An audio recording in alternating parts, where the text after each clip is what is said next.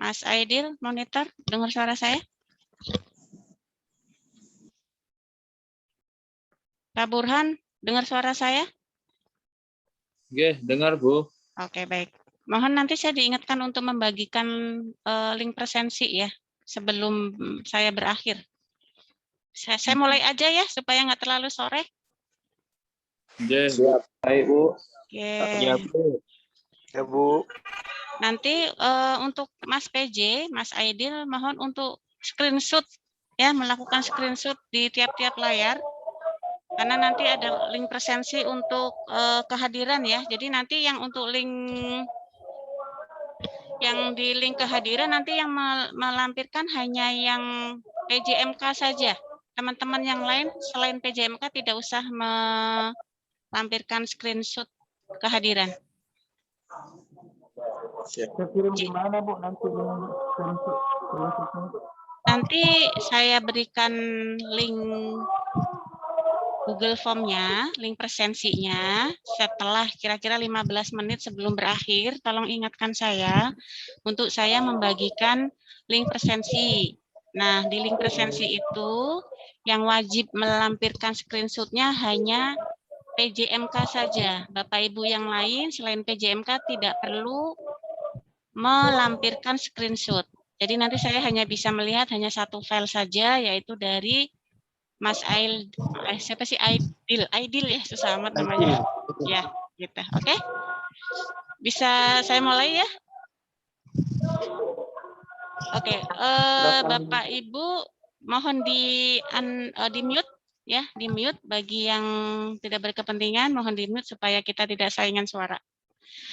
Oke, bismillahirrahmanirrahim. Assalamualaikum warahmatullahi wabarakatuh. Mohon maaf saya ajukan tadinya mau melalui Skalsa. Mungkin Bapak Ibu yang lain semuanya lebih prefer untuk lewat Skalsa ya? Iya. Iya. Ya, tadi saya udah bilang sama Mas Aidil, ya karena ini pertemuan pertama, saya pakai Zoom dulu.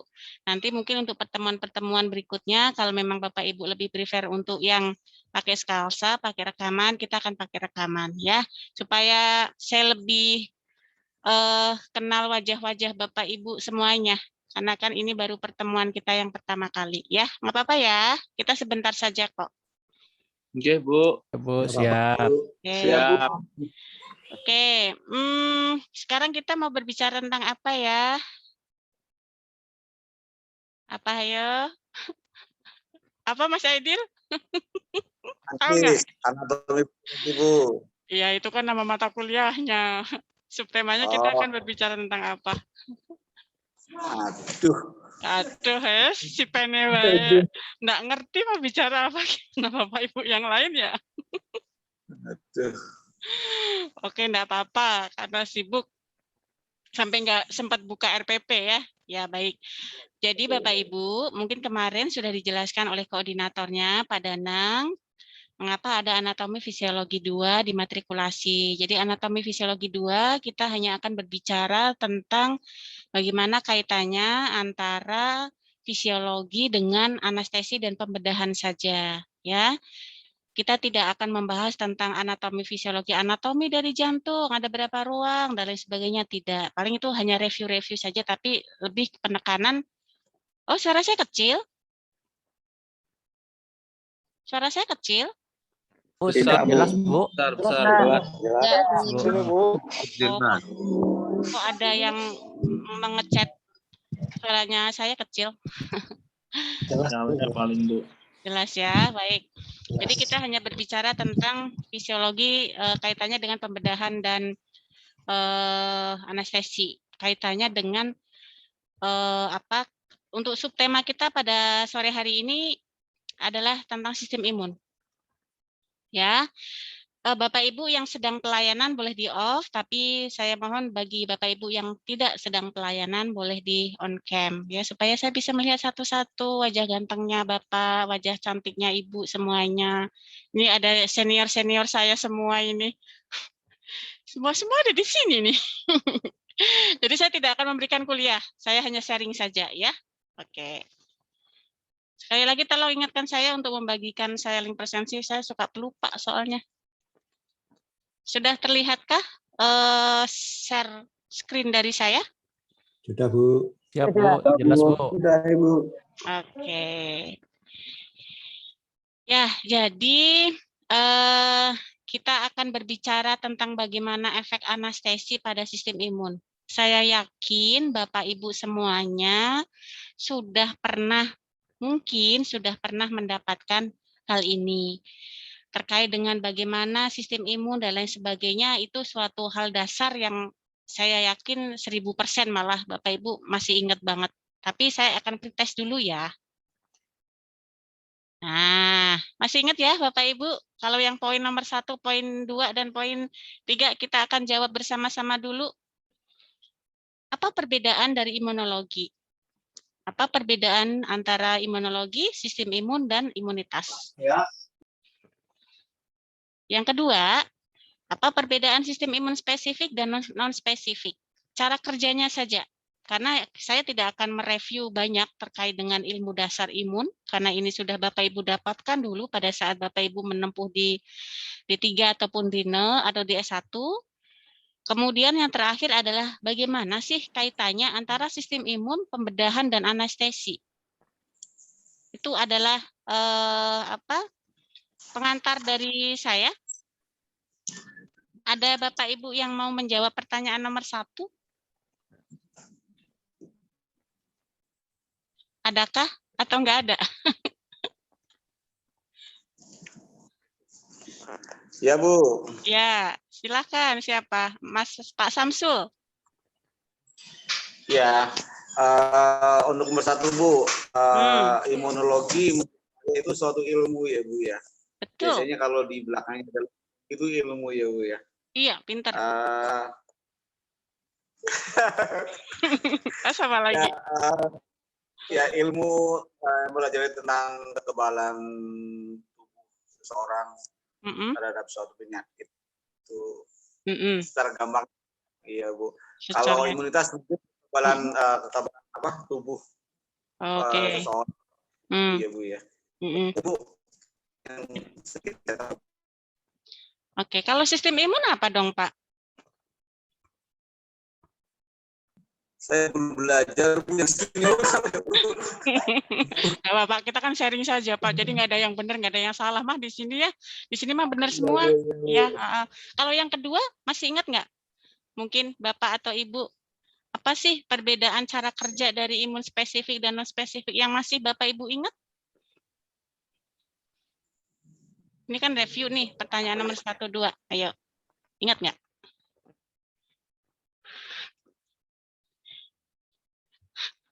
Lupa semua. Pak Noval, ingat nggak Pak Noval? Pak Noval Aulia, ingat nggak? Pak Noval sedang apa sih itu? Atau Pak Agus Rianto deh. Agus Rianto ingat nggak Pak Agus? Yang kedua Pak Agus. Pertanyaan nomor kedua ingat nggak? Kalau imun spesifik, mungkin sistem imun spesifik itu spesifik ke salah satu penyakit aja, Ibu. Oh gitu, oke. Terus kalau non-spesifik? Non-spesifik kayak mungkin imun kayak COVID ini dari beberapa ini untuk beberapa jenis virusnya kayak gitu. Oke, baiklah. Oke, pertanyaan nomor 3. Apa sih yang Bapak Ibu semua ketahui terkait dengan kaitan antara sistem imun, anestesi, dan pembedahan? Ada? Sudah pernah mendengar tentang kaitannya antara anestesi dengan sistem imun? Ada? Atau belum pernah mendengar? Belum Bu ya. Oh, belum ya. Sama sekali dari 58 orang belum pernah mendengar apa kaitannya antara sistem imun dengan anestesi? Belum, Bu. Belum. Belum pernah, Bu. Oh, baiklah. Baik, Bapak Ibu, kita sudah melakukan persamaan persepsi. Sekarang saya coba untuk men-share screen untuk slide berikutnya. Jadi, Bapak Ibu semuanya, kalau saya terlalu cepat, mohon untuk klarifikasi, Bu, kecepatan Bu, gitu. Saya biasanya kalau udah ngomong ya udah gitu ya, kadang nggak bisa direm. Remnya rem blong biasanya. Siap. Ya, ingat Jadi, apa sih perbedaan dari imunologi, sistem imun, dan imunitas? Tadi sudah disampaikan oleh Bapak, lupa saya yang pertama tadi siapa. Pak siapa ya Pak? Pak Akbar ya? Pak siapa Pak sih? Pak Samsul, Bu. Oh, Pak Samsul, iya. Jadi imunologi adalah jelas. Apa yang terakhirnya gos-gos atau gigi itu pasti ilmu. Ya, ilmu yang mempelajari tentang proses yang digunakan oleh host. Host itu sama dengan hospes untuk mempertahankan kestabilan dalam lingkungan internalnya. Artinya di sini adalah untuk mempertahankan kestabilan dalam hal ini tubuh kita terhadap benda asing apapun. Jadi semuanya ilmu yang mempelajari tentang bagaimana cara untuk mempertahankan diri itu adalah imunologi. Nah, kalau sistem imun itu mekanismenya. Kalau imunologi ilmunya, kalau sistem imun itu mekanismenya. Ya, jadi mekanisme yang digunakan untuk mempertahankan tubuh kita apa dari bahaya benda asing. Ya, sedangkan imunitas, jadi sistem imun dengan imunitas itu berbeda. Kalau orang awam biasanya mengatakan bahwa imunitas itu kekebalan. Tapi sebetulnya secara ilmu, secara harfiah kata imunitas itu adalah mekanisme secara fisiologi.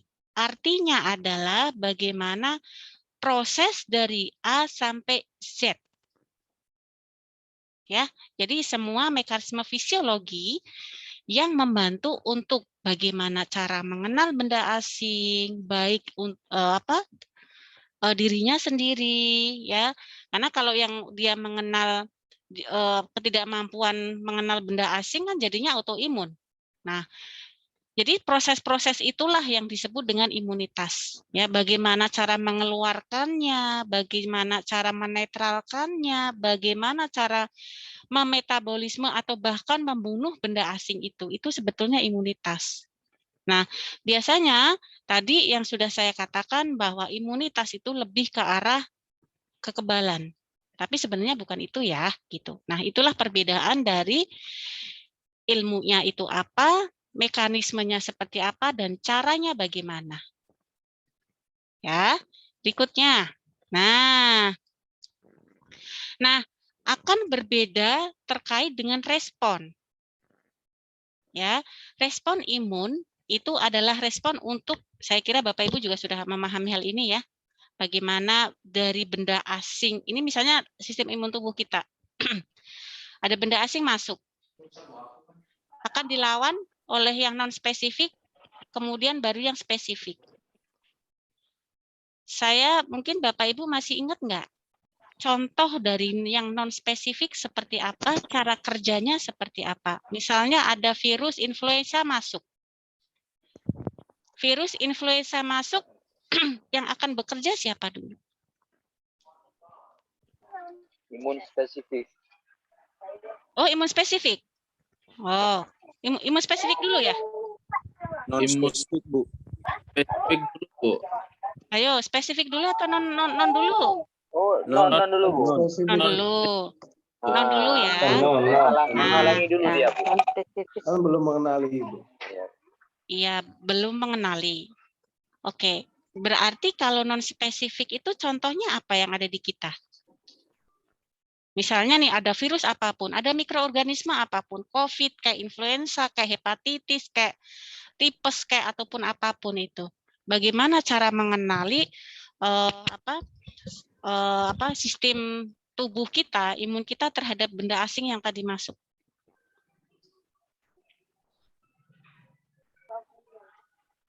Misalnya ada bakteri tipoid. Apa yang terjadi di situ? Gejala.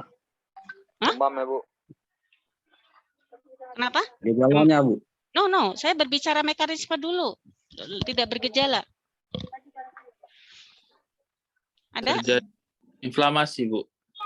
Terjadi inflamasi. Oke, bisa dijelaskan lebih rinci, Pak Burhan?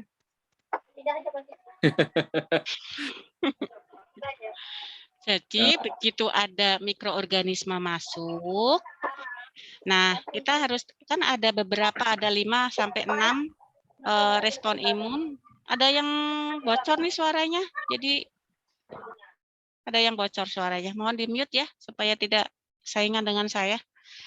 Jadi seperti kulit kita, ya. Kemudian apa lagi? Mukosa kita. Kemudian apa lagi yang termasuk non spesifik? Mukosa, kulit, apalagi cairan keringat, cairan apapun yang ada di dalam tubuh kita bagian superficial, apalagi semuanya kan itu non spesifik. Nah, jadi dia mengenal semua mengenali semua mikroorganisme yang masuk. Jadi tidak yang namanya non spesifik berarti tidak spesifik. Artinya semua antigen, semua benda masuk pasti akan melalui non spesifik dulu. Baru kalau tidak sanggup non-spesifik, baru akan bekerja spesifik, sistem imun spesifik. Jadi ini ibaratnya tentara kita itu ada garda terdepan itu ada di non-spesifik. Kalau non-spesifiknya itu tidak mampu, baru dia akan diajukan tentara-tentara yang qualified, yang hebat-hebat, untuk melawan mikroorganisme yang masuk. Nah, inilah yang disebut spesifik. Ya. Jadi, kalau spesifik itu dia sudah akan terbentuk suatu memori, ya. Kalau misalnya pertama ada virus hepatitis masuk, non spesifik akan bekerja. Dia tidak bisa bekerja dengan baik. Akhirnya spesifik akan dikeluarkan. Ya, sehingga dengan dikeluarkan itu nanti apabila ada virus hepatitis lagi yang masuk, maka yang akan bekerja langsung dikerahkan yang imun spesifik, sehingga nanti bala tentaranya langsung akan banyak, ya, karena dia akan bisa mengenal dan menggandakan diri untuk melawan virus yang sama, gitu ya. Saya kira itu saya hanya mereview saja, ya. Jadi begitu ada agen infeksi masuk, akan bekerja imunitas secara alami, kemudian akan mencoba untuk melindungi diri. Yang tadi sudah disampaikan oleh Pak Burhan, ada salah satu atau salah beberapa dari tanda-tanda inflamasi. Adanya panas, adanya nyeri, kemudian apalagi adanya bengkak, ya, yang ada 5 sampai yang terakhir fungsiolesa itu adalah dalam rangka untuk memproteksi diri supaya tidak sampai sakit. Itu hanya sampai di imunitas alami saja. Makanya Bapak Ibu harus hati-hati. Biasanya pada saat anak kita sakit, panas ya, demam lah ya, demam. Demam itu kan merupakan respon inflamasi.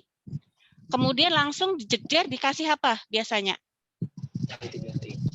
Iya, antibiotik. Bapak Ibu tahu apa dampak dari pemberian antibiotik terutama untuk anak-anak?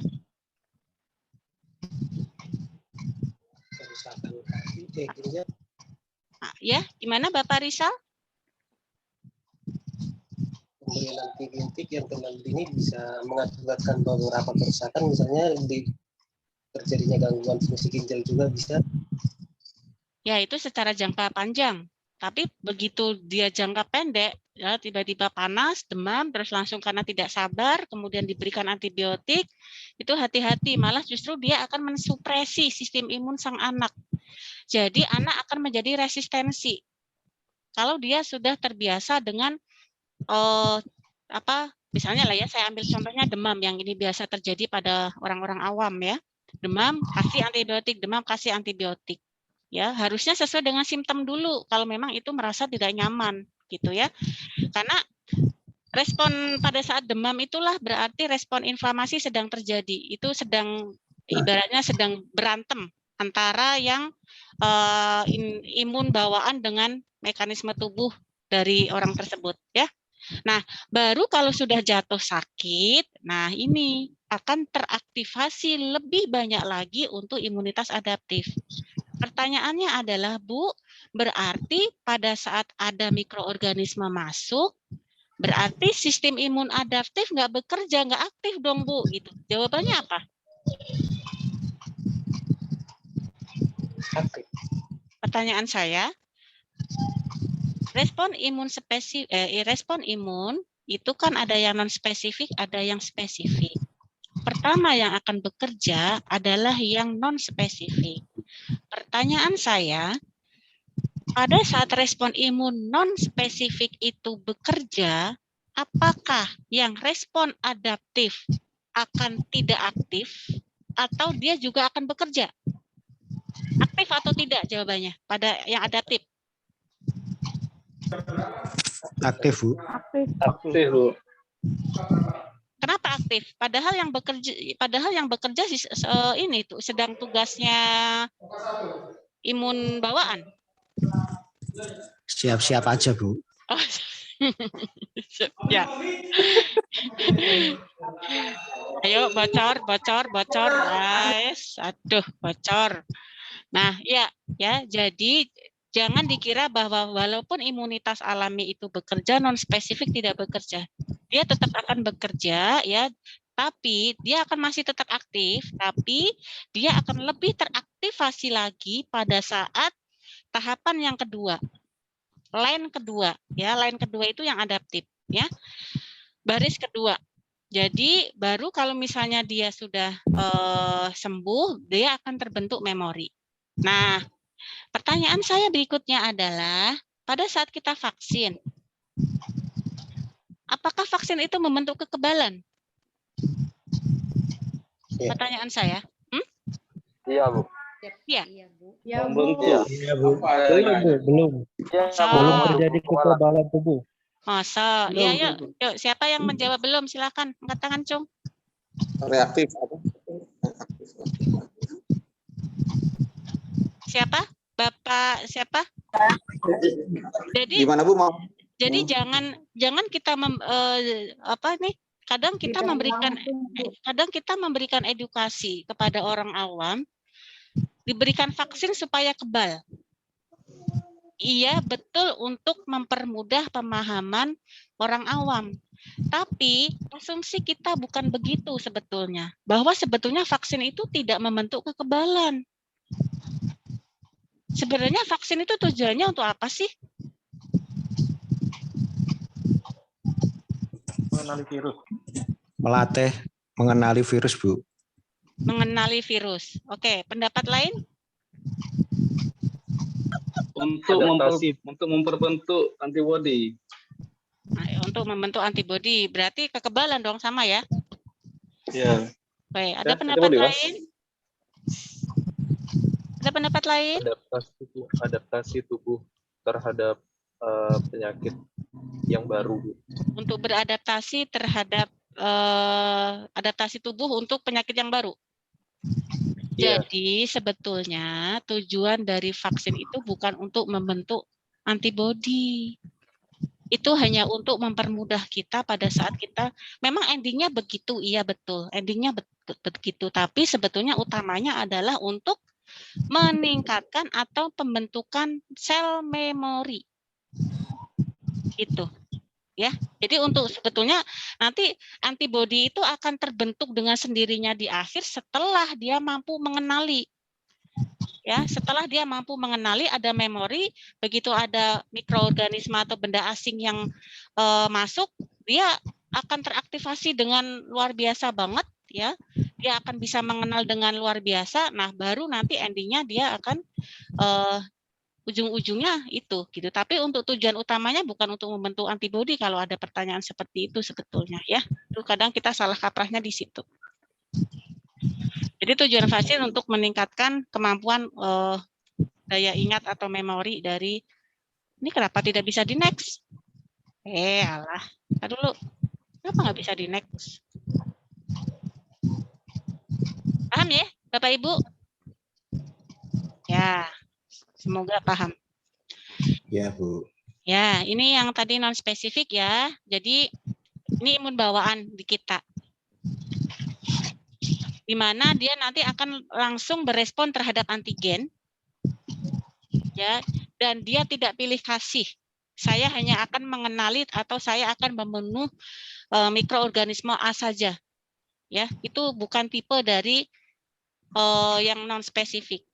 Nah, di mana beberapa hal kita review saja yang terdiri dari non-spesifik, kan ada yang kulit, ya, selambut lendir, silia, batuk, bersin.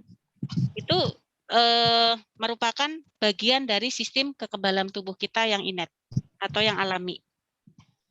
Kemudian makanya kulit ya, bagi perempuan itu kadang, atau enggak tahu bapak-bapak juga, kadang kita itu membersih, kalau mandi itu kita bisa kadang kita menggunakan sabun itu bisa sampai 2 sampai 3 kali dalam sekali mandi. Ada nggak yang kayak gitu? Mandi? Nggak ada ya, biasanya mama. Oh, Kadang lupa sabunan, Bu. nah, makanya orang yang mohon maaf, orang yang ada gangguan mental yang di jalan itu, kalau kita lihat bagaimana limfosit orang gangguan mental di jalan, itu akan jauh berbeda dengan kita. Orang urban, orang perkotaan dengan orang pedesaan itu sangat jauh sistem imunnya, limfositnya itu dibandingkan dengan kita. Orang perkotaan, orang-orang Jakarta. Kalau kita mengenal dari sistem imun itu ada yang namanya hygiene hipotesis. Hygiene hipotesis itu apa? Adalah suatu teori yang mengatakan bahwa semakin seseorang itu lebih bersifat bersih, daya tahan tubuhnya dia akan semakin menurun. Makanya orang-orang yang gangguan mental di jalan, mereka ngambil makanan di tempat sampah sakit nggak? Tidak, Bu. Tidak. Bu. Mungkin sakit-sakit. Ya, mungkin Bapak Ibu nih yang di rumah sakit. Pernah seberapa persen orang-orang yang mengalami gangguan mental yang di jalan masuk rumah sakit? Ngambil makanan dari tempat sampah terus kemudian diare muntah-muntah. Jarang kan? Jarang terjadi, Bu. Terus pertanyaan saya, orang-orang yang berada di jalan itu ada yang menderita COVID? Nggak ada. Karena enggak diperiksa, Bu. Enggak, Bu. Berapa persen? Ada, Bu. Iya, kan artinya 0,00 sekian persen. Nah, itulah yang disebut dengan hygiene hipotesis. Ya. Jadi, kenapa Bapak? Kekebalan alami ya. Iya, hygiene hipotesis itu mengatakan bahwa semakin seseorang itu lebih bersifat bersih, itu akan menurunkan daya tahan orang itu tersendiri. Makanya ada penelitian yang mengatakan bahwa orang urban dengan orang pedesaan itu berbeda sistem imunnya. Dilihat dari limfositnya aja itu udah berbeda. Kadar limfositnya aja udah berbeda dibanding bagaimana dengan yang lain gitu. Ya, gitu. Makanya orang-orang urban atau orang-orang perkotaan itu kan sedikit-sedikit lelah, sedikit-sedikit capek, sedikit-sedikit sakit. Karena memang ada teori hygiene hipotesis itu benar apa adanya, gitu ya. Apalagi kalau kita sabunan nih, sabunan karena merasa kotor banget, sabunannya 2 sampai 3 kali. Sehingga kita lupa yang ada mukosa yang ada di kulit kita akhirnya terkikis, pH-nya berkurang. Nah, akhirnya itu akan bisa mengurangi sistem innate tubuh kita ya. Nah, terus kemudian asam lambung ya. Kenapa sih kok kita mempunyai asam lambung? Nah, itu sebenarnya asam lambung itu adalah merupakan bagian dari innate atau sistem kekebalan tubuh alami yang ada di kita. Ya. Kemudian yang untuk humoral ada komplement, ada interferon, ada CRP. Nah, mungkin Bapak Ibu mengenal tentang CRP ya? C reaktif. Masih ingat CRP? Ingat nggak Bapak Ibu CRP? Enggak, Bu. Apa? CRP itu apa? Apa Pak Gus? Apa Pak Gus? CRP masih ingat nggak? Nggak ingat, Bu. Biasanya Nggak ingat, Bu. Pak, Bu. Nggak ingat. CRP itu C reaktif protein. Ini dilakukan untuk mengidentifikasi seseorang terjadi inflamasi. Seseorang yang terjadi inflamasi itu akan terjadi peningkatan CRP secara signifikan. Ya, misalnya normalnya berapa? Misalnya 20. Orang-orang yang ada inflamasi CRP pasti akan naik. Ya, tapi kelemahannya CRP ini tidak bisa mengidentifikasi mikroorganisme khusus. Jadi semua apa aja, semua inflamasi simpatis CRP dia akan naik. Ya, gitu. Oke, mungkin nanti ini ya dikaji lagi tentang CRP. Nah, terus kemudian untuk seluler, ya ini seluler ini sering yang Bapak Ibu akan lakukan pemeriksaan pada darah rutin, ya. Ya kan ya, ada monosit, ada neutrofil, ada eosinofil. Ini yang nanti akan kita bahas yang ada kaitannya dengan pembedahan atau anestesi. Saya berharap Bapak Ibu setelah mengikuti perkuliahan kita pada sore hari ini tidak lagi mengabaikan ini. Ya. Sekarang saya tanya deh. Saya lebih suka pada saat saya tidak share screen saya stop ya supaya saya bisa melihat semuanya. Sekarang saya tanya, dari Bapak Ibu semuanya kan ini di pelayanan anestesi ya, 99% ya. Iya. Yang 1% di bidang lain. Nah, Bapak Ibu di pelayanan anestesi, berapa persen Bapak Ibu pada saat menyiapkan fase pre-anestesi melihat berapa nilai lab neutrofilnya, basofilnya, limfositnya, kemudian leukositnya, berapa persennya Bapak Ibu lihat pada pre-anestesi? 1%. 1% itu nggak ada. Kenapa 1%, Pak? 1%. Malah ada yang bilang enggak pernah. Enggak pernah sama sekali. Sekarang lihat saya, Bu. Kok bisa? Kenapa nggak Enggak dilihat? pernah. Yang kita lihat leukosit, Bu. Yang dilihat leukosit saja. HB, HB leukosit, HB-nya. leukosit, CTBT sudah. TBT ya. Yang hitung jenisnya malah nggak dilihat ya? Iya, Bu. Ya, Bu. Kenapa? Kenapa begitu? Nggak nyampe, Bu, gitu. Lah itu kan masuk dalam pengkajian pre-anestesi bukannya? Ya itu biasanya di SPAN itu. Ya. Nah, nanti Ranahnya spesialis itu, Bu. enggak dong, pre-anamnesis tetap kita dong. Masa Bapak Ibu menerima pasien pre-anestesi kan ada hasil labnya, ada hasil riwayat alergi atau tidak dan lain sebagainya, itu kan masuk ke dalam pemeriksaan lab. Misalnya pada pasien terinfeksi apapun atau tidak terinfeksi kan ini tetap harus dilihat. Ya. Nah, tar dulu. Ini kenapa nggak bisa di-naik? Nah, ini adalah sekarang kita akan berbicara tentang bagaimana sih pertemuan antara benda asing dengan kita, dengan host. Tahapannya adalah akan dikenalin dulu. Ingat ya, akan dikenalin dulu. Artinya ini kita masih berbicara inet. Jadi inet itu mengenali atau tidak, tetap harus mengenali dulu. Dia tapi tidak membedakan semua mikroorganisme akan dia kenali. Ini ada yang bocor ya Pak Rizal ya? Mohon di-mute ya Pak. Nah, aduh, bluduk telinga saya. Kok masih ada yang kebluduk ya? Suara apa sih ini?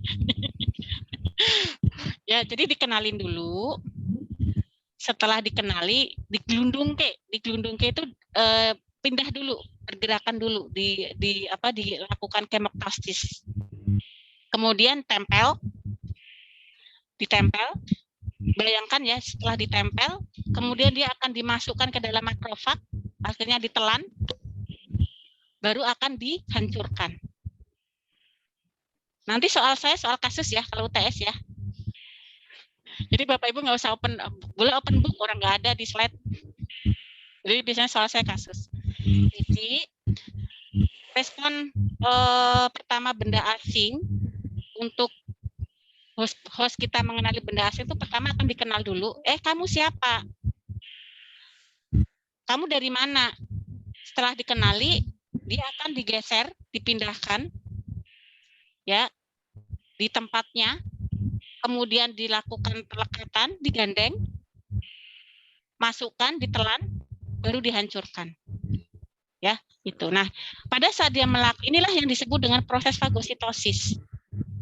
Nah, nanti kita akan berbicara tentang apa kaitannya fagositosis dengan anestesi. Nah, disinilah kita kenal dengan yang namanya ada bantuan-bantuan dari sistem komplement, ada enzim dan lain sebagainya. Kok suaranya mengung itu suara saya atau bukan ya? Bukan Bu, ada yang belum di-mute tuh. Banyak yang belum Apa ya? Di mute dong. Tolong di-mute. Pak Said, Pak Mustafa belum di mute. Oh. Siapa lagi yang belum di mute nih? Masih ada apa saya aja yang bengong ya? Sebentar dulu saya Mustafa. Bentar dulu. Saya lihat dulu yang masih. Ada yang Shopee barang ke? Pak Mustafa Bu. Apa kayaknya, Bu? Bentar dulu saya identifikasi. Oh, ini udah termute semua. Nah, gitu dong. Berepek telinga saya. Nah, anteng. Pak Mustafa. Ya udah anteng Pak. Mari kita selanjutnya. Nah, loh, kok ada bunyi lagi? Nah, Iya, Pak terus Pak Mustafa, mute dong. Nah, setelah proses fagositosis baru muncul respon inflamasi. Respon inflamasi, masih ingat ya tanda-tanda inflamasi ada berapa? Apa saja? 5, Bu. Ya, saya kira masih ingat ya, dolor. Dolor, dubor, apa tuh? Kok dubor sih, Pak? Fungsi laksia, Bu. Dulu. Dolor, Maaf, tumor. RCTDF mungkin ya, Bu.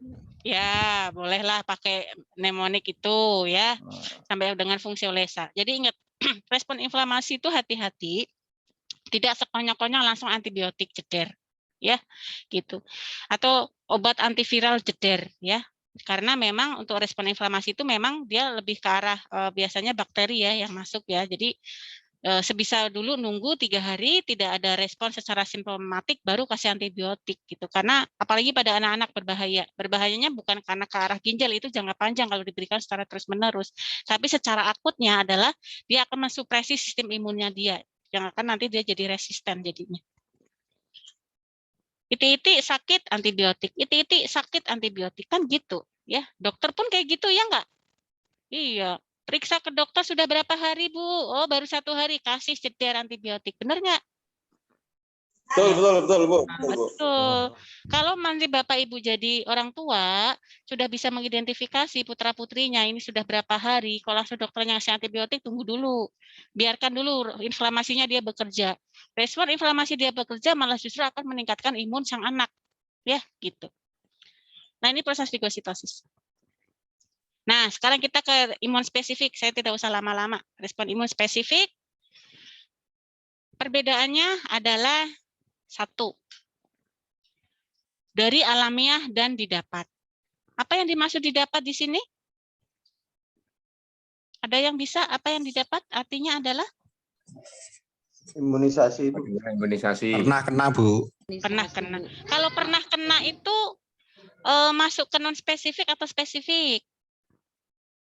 Spesifik. Spesifik, Bu. Nah, spesifik. Oke, terus kemudian tadi non spesifik itu merupakan garda terdepan. Ya. Imun spesifik itu lebih ke arah dia memori. Vaksin, imunisasi itu bukan untuk meningkatkan kekebalan tapi untuk dia bisa mengenal lebih canggih. Ya, itu. Terus kemudian non spesifik untuk semua mikroorganisme, sedangkan yang spesifik itu untuk mikroorganisme tertentu saja. Ya, misalnya ada mikroorganisme virus hepatitis masuk jeder, dia sudah dikenali oleh komplemen A, maka yang dia akan bekerja adalah si A. Yang lainnya ya sudah dia tidak aktif, dia akan bekerja kalau nanti ada yang dia kenali. Kalau dia tidak mengenali dia tidak akan bekerja. Kemudian biasanya non spesifik itu memang dia sudah terbentuk sejak lahir seperti yang tadi sudah saya sampaikan di awal ya, ada kulit, mukosa, silia, bersin, batuk. Nah, itu ya. Terus kemudian saya kira untuk yang termasuk sel-selnya yang termasuk di non spesifik dan spesifik itu jelas-jelas berbeda. Kalau lebih ke arah makrofag, ada proses fagositosis, sel NK ya itu lebih ke arah yang non spesifik. Sel NK itu dia akan bekerja pada biasanya pertumbuhan jaringan atau tumor. Nah, biasanya pada saat ada tumor ataupun pertumbuhan jaringan yang tidak abnormal, yang tidak normal itu biasanya yang akan bekerja adalah yang non spesifik ya, gitu. Itu nah, ini tadi yang saya sampaikan bahwa mengapa CRP atau CRP itu tidak spesifik untuk melihat mikroorganisme tertentu, karena dia masuknya ke dalam non-spesifik. Dia mengidentifikasi inflamasi, tapi belum tahu dia inflamasinya di mana. Itu. Nah, nanti sehingga perlu pemeriksaan lanjutan biasanya ya untuk melihat mana yang kena gitu. Nah, saya kira ini cara kerja imun yang spesifik. Ada 3 ciri khas utama. Dia bekerja spesifik, dia bersifat heterogen, dan dia banyak memorinya. Ya, gitu. Spesifitas. Artinya adalah respon imun ini sangat peka sekali terhadap apa yang sudah dia kenali atau dia spesifik untuk hal-hal mikroorganisme tertentu saja. Heterogen. Ya, nah heterogen ini dia biasanya berespon untuk menghasilkan suatu produk sel terhadap benda asing sehingga nanti antibodi akan terbentuk. Ya, makanya kita biasanya yang tadi sudah saya katakan untuk lebih memudahkan orang awam tuh, apa gunanya vaksin? Untuk meningkatkan kekebalan atau antibodi. Karena memang ada proses 3 khas cara kerja imun spesifik. Mbak Nika pulang dulu aja. Udah dijemput apa? Oh ya wis, ya, bentar lagi. Terus kemudian memori, ya. Nah, ini tadi memori dia akan mempercepat dan membesar respon spesifik ya. Jadi begitu dia tidak ada mikroorganisme yang sama, dia tetap akan bekerja, tapi dia keaktifannya dia aktif, tapi tidak seaktif kalau ada mikroorganisme yang sama itu masuk, ya, gitu. Ini cara kerja bagaimana respon imun spesifik, saya kira Bapak Ibu masih ingat ya. Dia akan melibatkan adanya sel limfosit T, ada limfosit B yang bersifat humoral, ya. Ini hanya review saja. Ini kesimpulannya bahwa sistem imun itu ada 2, non spesifik, spesifik. Fisik itu maksudnya apa, humoral itu contohnya apa, the gamet ya, imunoglobulin, antibodi itu di sini. Terus kemudian yang seluler ada sel T, sel T helper 1, helper 2, sitotoksik dan lain sebagainya. Oke. Sekarang inti yang akan kita bicarakan adalah terkait dengan apa imunologi secara di pembedahan dan anestesi. Bapak Ibu masih dengar suara saya? Masih. Oke. Dengar, Bu. Lanjut ya. Bapak Ibu semuanya, waktu saya paling 20 menit lagi lah ya, semoga selesai. Imunologi pembedahan dan anestesi. Mungkin kita jarang mengenal hal ini dan jarang kita ketahui. Tapi yang perlu kita ketahui di sini adalah kita harapkan setelah Bapak Ibu mempelajari tema kita pada sore atau malam hari ini, Bapak Ibu menjadi lebih paham apa yang harus Bapak Ibu lakukan semuanya. Bahwa sangat erat kaitannya, mungkin yang kita ketahui biasanya anestesi itu akan ke arah kardiovaskuler, ya kan? Ke arah respirasi, ke arah gastrointestinal. Tapi yang kadang kita tidak pahami adalah bahwa anestesi dan pembedahan itu akan sangat mempengaruhi sistem imun tubuh pasien. Nah, pada saat biasanya ini harusnya sesuai teori, tapi kan di lapangan kadang mengatakan lain. Tes yang dilakukan sebelum operasi itu biasanya dilakukan tes prick test. Ya. Saya kira kalau prick test itu Bapak Ibu selama bekerja sekian puluh tahun atau sekian tahun ada ya pernah menemukan pasien alergi terhadap obat anestesi tertentu? Ada, Bu. Ada, Bu. Terus pada saat Bapak Ibu menemukan atau menjumpai pasien alergi terhadap obat anestesi tertentu, kok bisa pasiennya alergi itu apakah tidak dilakukan prick test dulu di awal? Tidak, Bu. Tidak. Hanya anamnesis saja, Bu, modalnya. Oh, hanya anamnesis saja. Sampai Iya. terjadi anafilaktik nggak pasiennya? Ada. Sampai terjadi, Pak Walado? Iya, Bu. Saya pernah lihat itu. Oh, sampai diberikan apa, Pak? Waktu itu tahun 2000 ya, Bu. Terus saya melihat yang dilakukan oleh waktu itu dokter anestesi melakukan tindakan SAB pada zaman itu. Setelah itu pasien langsung kejang. Langsung diberikan epinefrin dan SA dan lain-lain sebagainya. Setelah itu dikonsultasilah ke Prof anestesi waktu itu, Dok. Selanjutnya saya paham, Dok. Terus akhirnya jadi pasien selama beberapa hari tidak bangun, akhirnya meninggal. Ya kan? Nah, itu terjadi setelah berapa lama induksi, Pak? Kira-kira enggak nyampe 2 menit waktu itu. Ya. Begitu cepat reaksinya.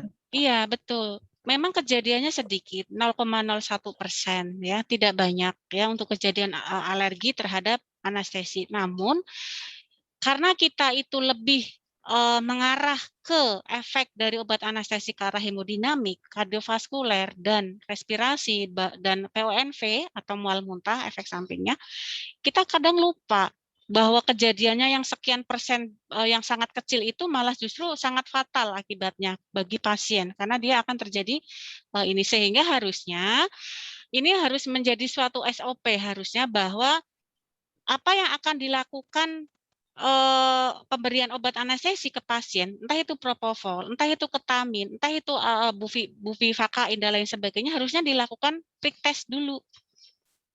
Ya, nah lebih bagus lagi akan dilakukan radioimunisasi atau RIA.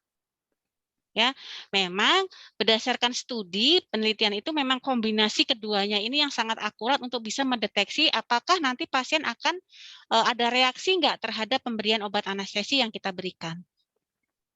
Ya, nah biasanya obat-obat anestesi yang mengalami respon imunnya bekerja dahsyat itu pada pemberian propofol ya, tropenton, sukva ya, vecuronium ini yang biasa masker relaksan ya ini. Nah ini biasanya saya pun belum pernah menemukan pasien dilakukan prick test, padahal angka kejadiannya sangat membahayakan begitu. Jangankan obat anestesi gitu, obat yang IV saja, entah antibiotik, entah pun apapun, begitu pasiennya sudah masuk ke dalam pembuluh darah itu pun akan sangat berbahaya. Apalagi ini obat anestesi yang sudah masuk ke dalam misalnya CSS misalnya begitu ya, cerebrospinalis ya, gitu. Itu akan sangat berbahaya sekali. Nah ini harusnya tes preoperasi yang harus kita lakukan. Kok nggak bisa di next? Alah. Nah, operasi mayor. Untuk operasi mayor, Bapak Ibu masih ingat ya apa perbedaan dari operasi mayor dan operasi minor? Ayo. Ya, apa? Bedanya apa? Dikatakan di operasi mayor kalau apa? Lah, orang Bapak Ibu ini semuanya di pelayanan anestesi loh, 99% loh menghadapinya operasi. Ayo, operasi mayor itu apa? Membuka saluran dalam tubuh, Bu. Berarti nek minor enggak? Yang lebih besar gitu, sistem dalam tubuh, misalkan kayak sistem pencernaan, sistem yang lebih besar gitu, tidak di perifer. Kalau minor kan hanya di perifer. Enggak, bukan. Ya. Apa ayo bedanya? Operasi yang membutuhkan masker relaksan biasanya, Bu. Operasi mayor itu kan yang lebih dari 2 jam toh? 2 jam, iya. Ya kan, kalau minor itu sekian menit sampai sekian menit, gitu kan? Nah, Bapak Ibu lebih paham nih. Nah, operasi besar. Nah ya, operasi besar itu yang seperti apa kan gitu. Nah, operasi mayor. Di mute dong. Di-mute ya. Di-mute. Yuk, lanjut. Udah mau selesai.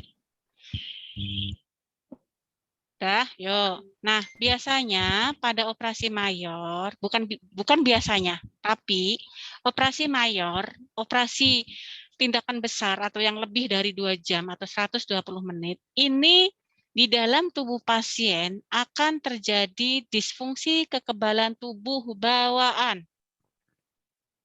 Kraniotomi, apalagi laparotomi, kemudian apalagi laminektomi dan lain sebagainya, operasi-operasi besar, operasi-operasi mayor, ya, itu akan membawa dampak untuk innate immunity bagi pasien. Ya. Nah, berdasarkan studi bahwa interleukin 10 pada plasma itu meningkat selama pembedahan. Sehingga ini berperan dalam penurunan respon. Jadi mengapa sih pada operasi-operasi atau tindakan-tindakan pembedahan, jangan dikira terus kemudian, oh berarti kalau operasi minor enggak ya Bu? Tetap, ya tetap akan sama. Tapi akan lebih berdampak untuk terjadi disfungsi kekebalan itu pada operasi yang mayor. Karena akan ada korelasi, ada hubungan antara tindakan operasi atau jenis operasi dengan tingkat kekebalan tubuh pasien. Nah, disebabkan karena apa? Adanya peningkatan interleukin 10. Interleukin 10 itu dia merupakan antiinflamasi. Ya, antiinflamasinya dia meningkat. Nah, kemudian pada anestesi yang epidural itu dia memiliki efek menguntungkan pada respon imunitas dibanding dengan yang lainnya, apalagi general. Saya kira untuk anestesi epidural memang bukan menjadi salah satu pilihan ya, jarang ya epidural ya. Jarang Bu. Ya lebih banyak spinal ya, tapi Spinal, ya. justru ini kalau kita lihat secara imun itu malah dia memiliki efek yang menguntungkan untuk reaksi imunitas. Itu satu. Dan berikutnya, mengapa sih pada pembedahan itu kok terjadi penurunan kekebalan tubuh? Pada saat kita melakukan pre-anestesi atau preoperasi, itu Bapak Ibu kaji apa dulu? Yang perlu Bapak Ibu kaji itu selain status fisiknya, Bapak Ibu harus mengkaji apa dulu? Riwayat penyakit Bu. Selain status fisik, nih riwayat penyakit. Psikologis. Ya? Psikologi, ya bagus. Psikologi atau mental, ya. Mengapa status mental harus dikaji? Ada yang tahu? Silahkan menjawab. Berdampak pada kegiatan pembiusan Bu, dan operasi. Atau cemas Bu? Iya, oke. Terima kasih Pak Walado dan Pak Alwi. Karena untuk melihat kecemasan. Pertanyaan saya, kenapa cemas? Apa dampak cemas terhadap sistem imun? Menaikkan intrakranial Bu. Tekanan darah. Sistem imun, Pak. Kan kita sedang bicara sistem imun. Oh iya, sorry. Meningkatkan hemodinamik pasien Bu. Stres. Satu-satu ya. Tadi ada hemodinamik. Tadi ada Pak Walado menjawab TIK. Tadi aja yang menjawab stres. Ya, betul. Status mental itu kalau kaitkan kita dengan sistem imun itu adalah dengan pasien stres. Ya, itu dia akan meningkatkan hormon kortisol. Kita ketahui bersama, hormon kortisol itu dia sebagai kortikosteroidnya kita, antiinflamasinya kita. Ya, begitu pasien stres, itu hormon kortisol akan naik. Nah, salah satu tugas dari hormon kortisol, dia akan menekan sistem imun. Kalau hormon kortisolnya naik dengan tajam, jelas dia akan menekan sistem imunnya dengan tajam juga. Sehingga pasien imunnya drop. Understand? Understood. Nah, yes. Jadi begitu. Makanya kalau kita stres itu 90% penyakit disebabkan oleh apa? Imun. Enggak. Stres Bu. Psikosomatis. Stres. Kurang duit deh. 9 ya kurang duit. 90% pasien stres itu penyakit itu disebabkan karena stres. Karena apa? Yaitu tadi, begitu stres hormon kortisol naik. Hormon kortisol naik, dia akan menekan sistem imun kita. Itu sama dengan pasien pada saat kenapa kita perlu kaji status mental. Ya, gitu. Kalau kita mau berbicara sistem imun, ya kita tidak akan berbicara tentang hemodinamik, ya kita tidak akan berbicara tentang TIK, ya kita akan fokusnya ke sistem. Tapi memang berdampak juga ke hemodinamik, ya betul gitu ya, gitu. Nah, terus kemudian berikutnya anestesi epidural itu kenapa lebih menguntungkan? Karena dia mempertahankan aktivasi sel NK. Tadi kita sudah belajar di depan bahwa sel NK itu sebagai sistem imun yang alami. Ya.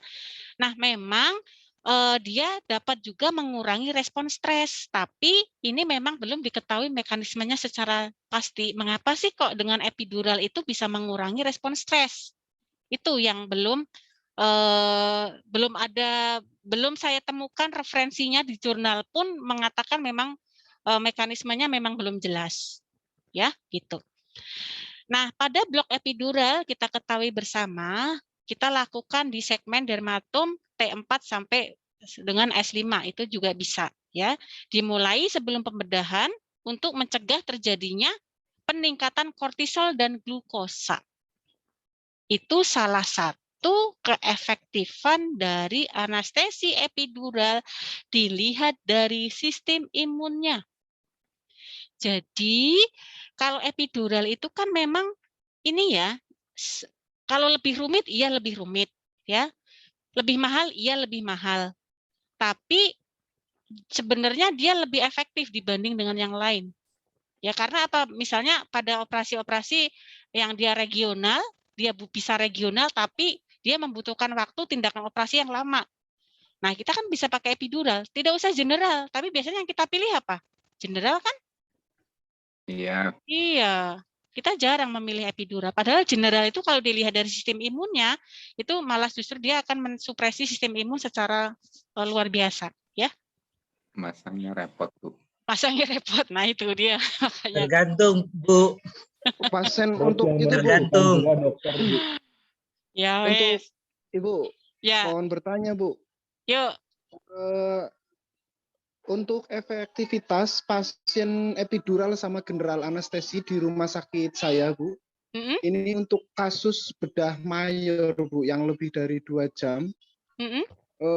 Misal yang kita selama ini gunakan epidural itu pasien PCNL, Ibu. Pasien pemecahan batu ginjal, Ibu. Itu malah menurut saya lebih efektif general anestesi, Ibu. Karena mayor lebih dari 2 jam jelas, Ibu. Ya. Terus pasien sudah pasti kedinginan. Terus dengan posisi yang pertama litotomi, habis litotomi pasien kemudian dipronasikan, itu udah membuat pasien stres. Menurut saya malah enggak ini. Akhirnya sepan saya sekarang untuk PCNL malah untuk general. Biusnya lebih general, Bu, lebih aman, pasien bangun pun enak gitu. Ya. Seperti itu mungkin Ibu dari saya. Betul. Saya tidak memungkiri hal itu dan hampir semua vaskes seperti itu, ya. Karena dengan epidural memang lebih rumit. Rumit artinya merumitkan petugas kesehatan juga. Biayanya lebih mahal kan ya epidural ya? Ya. Iya, Bu. Iya, Bu. Iya, tuh.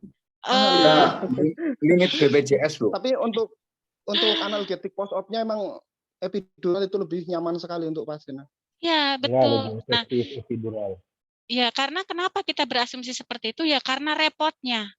Petugas kesehatan sudah terstigma bahwa epidural itu merepotkan.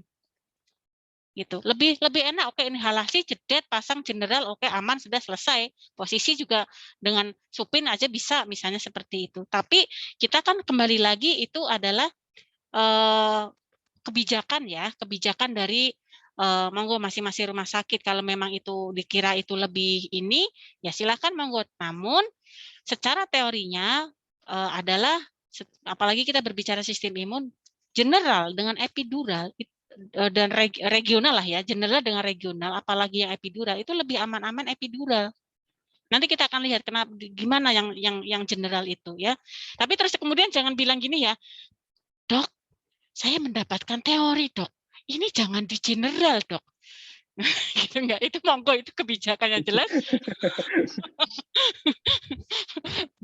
Ya, tapi yang jelas kan seperti itu karena memang itu tidak bisa dipungkiri karena memang general lebih ini ya, lebih simpel mungkin lebih mudah dikerjakan ya.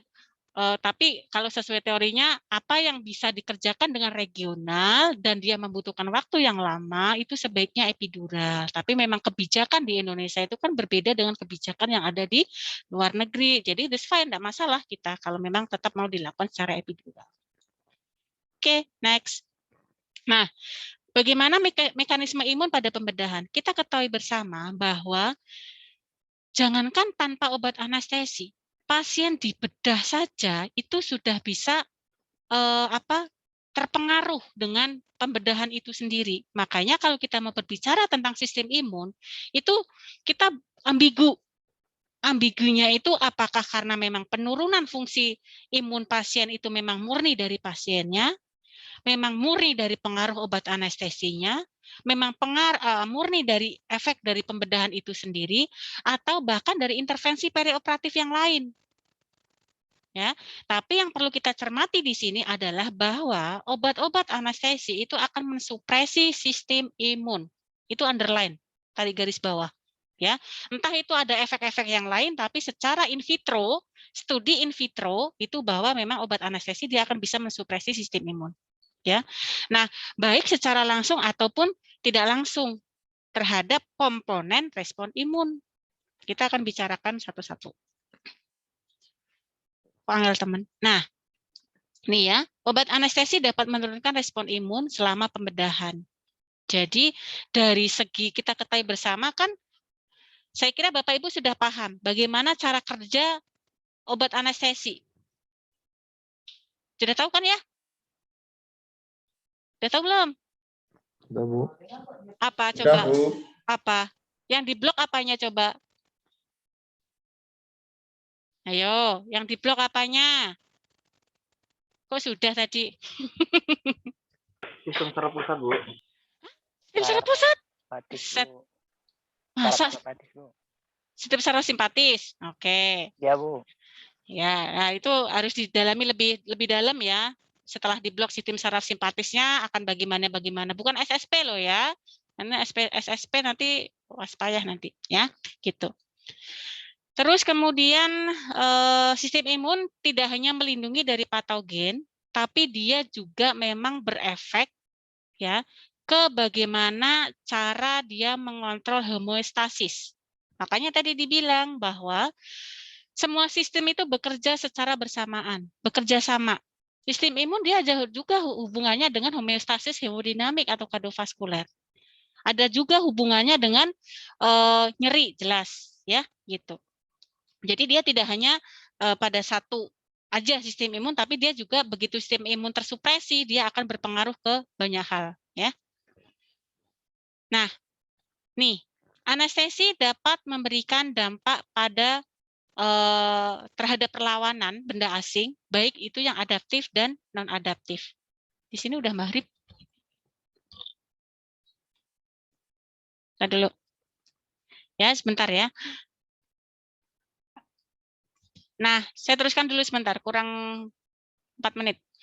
Ya, anestesi di sini itu bisa menghalangi silia pernapasan.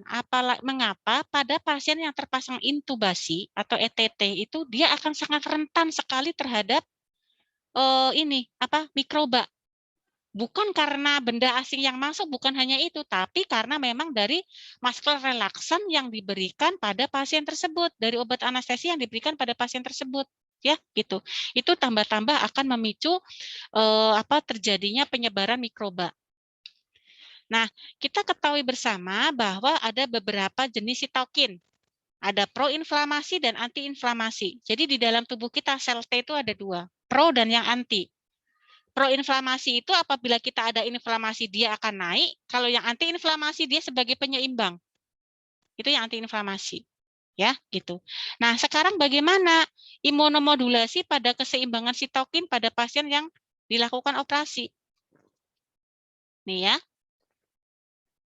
Nah, berdasarkan studi bahwa peningkatan secara signifikan pada sitokin proinflamasi itu terjadi pada pembedahan dibanding dengan yang laparoskopi. Laparoskopi tidak terlalu terjadi peningkatan signifikan proinflamasi. Jadi respon inflamasinya itu dia tidak akan berdampak banget dengan laparoskopi dibanding dengan yang open surgical, ya gitu. Nah, ini peningkatan sitokin proinflamasi ini juga dipicu dengan adanya insisi, ya, insisi, kemudian respon stres itu juga akan sangat berpengaruh untuk terjadinya tertambahnya depresi sistem imun. Nah, ini yang slide terakhir. Kita ketahui bersama, kayaknya bukan terakhir, Ding. Anestesi inhalasi atau IV itu dapat meningkatkan hitung jenis neutrofil. Nah, ini nanti Bapak Ibu bisa nih melakukan, sudah ada yang ambil judul penelitian belum? Nah, ini bisa diambil penelitian. Pasien-pasien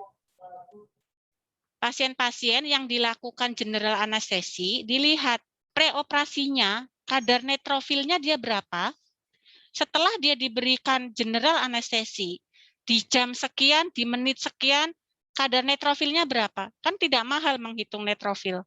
Neutrofil itu kan nggak terlalu mahal. Nah, itu bisa kalau Bapak Ibu yang belum dapat ide untuk melakukan penelitian. Apakah benar nggak sih bahwa inhalasi itu ataupun dengan IV atau TIFA itu bisa meningkatkan hitung jenis neutrofil? Buktiin aja gitu ya, gitu. Selain itu juga general anestesi dia akan menurunkan imunoglobulin MGA.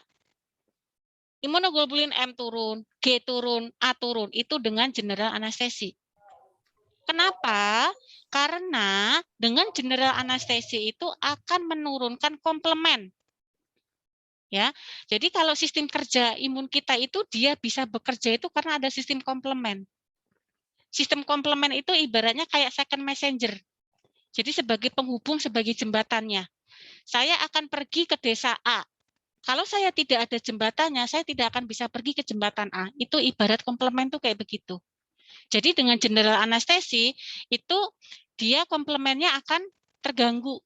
Sehingga respon imunnya dia tidak akan bekerja secara maksimal. Begitu juga dengan bupivakain dan lignocain. Ya, itu secara pemberian anestesi lokal itu juga akan bisa menurunkan sistem kekebalan tubuh. Ya, gitu. Teman-teman. Nah, opioid, ya, morfin itu akan meningkatkan proinflamasi pasien. Makanya hati-hati dalam memberikan opioid jenis apapun itu, hati-hati, ya. Terus kemudian pemberian transfusi, ya. Pada saat Bapak Ibu ada pasien dengan perdarahan misalnya, kasus perdarahan, dengan efek obat anestesinya aja dia imunnya turun, ditambah dengan dia diberikan transfusi, tambah-tambah dia terdepresi imunnya. Sehingga peran Bapak Ibu di sini sangat penting untuk bagaimana cara, dulu ada adzan, saya berhenti sebentar.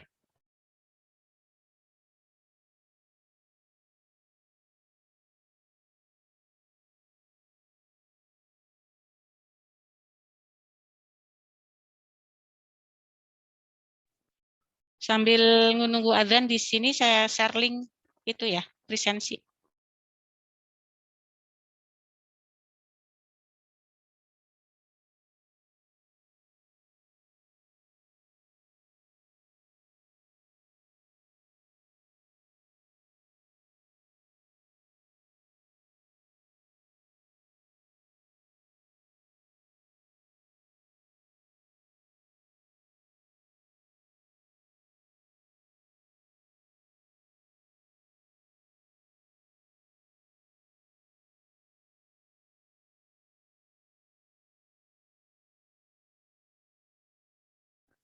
Silakan di link diisi dulu presensinya.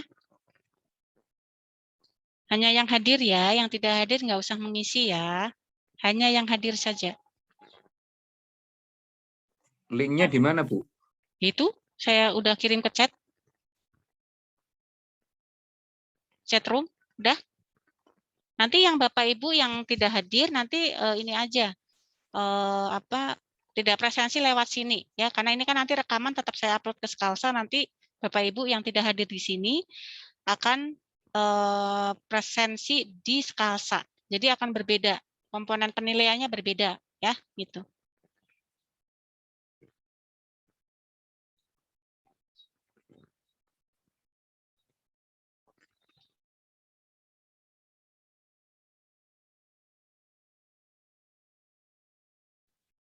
Oke, saya lanjutkan, tinggal terakhir. Nah, ini ya, jadi transfusi itu bisa menurunkan kerja dari limfosit T dan makrofag. Ya. Nah, ini terjadi juga pada pasien yang mengalami nyeri kronik.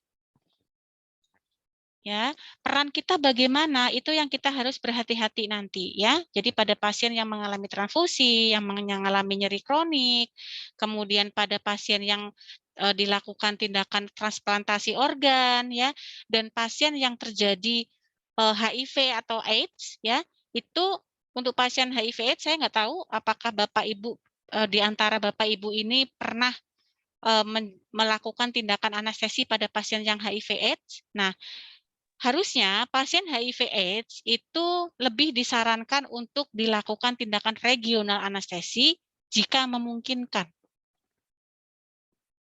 Paham maksud saya?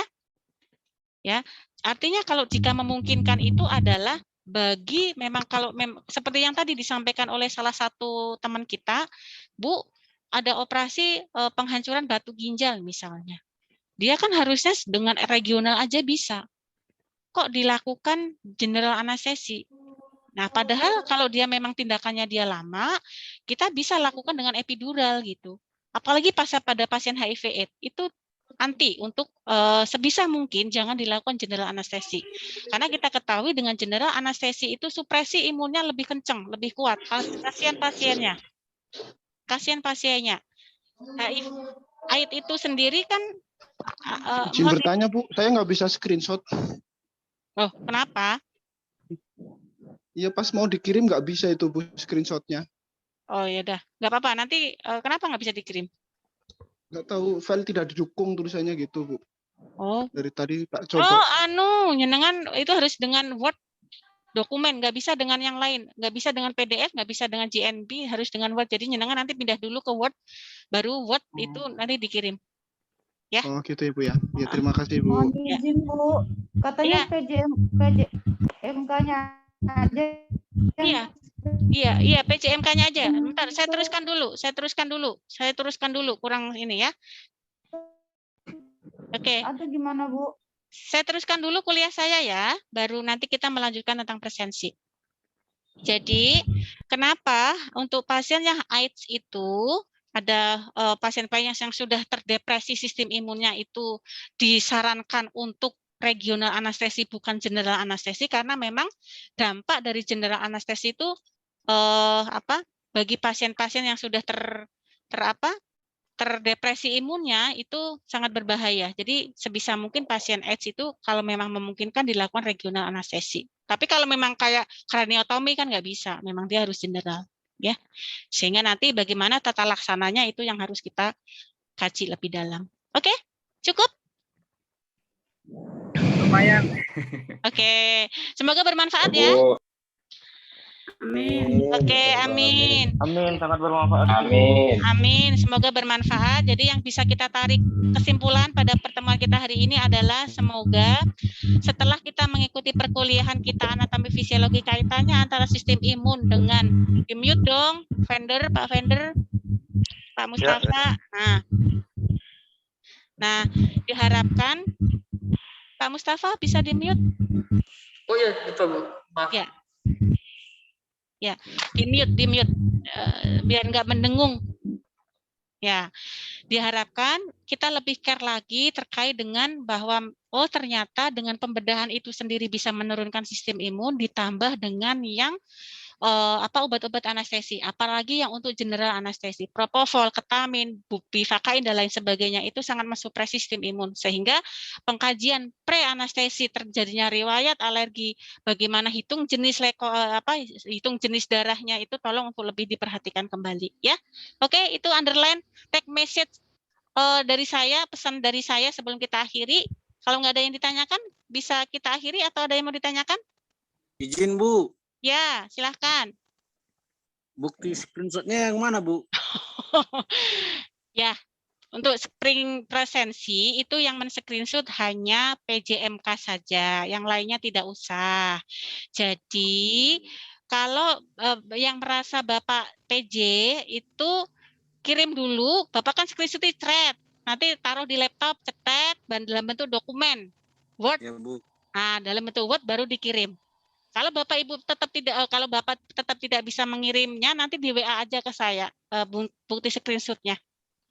Bu, izin, Makasih, Bu. Bu.